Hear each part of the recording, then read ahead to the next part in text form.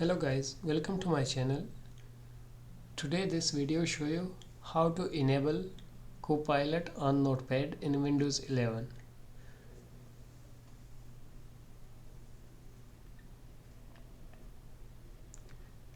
Click on the start button and search for Notepad. Open Notepad application.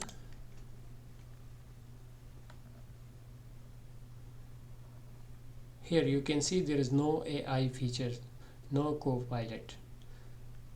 To enable Copilot, click on Settings. To enable Copilot, click on Settings,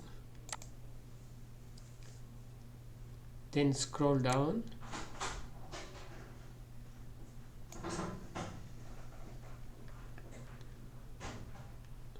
Under the AI feature, enable Copilot. Let's go back and check.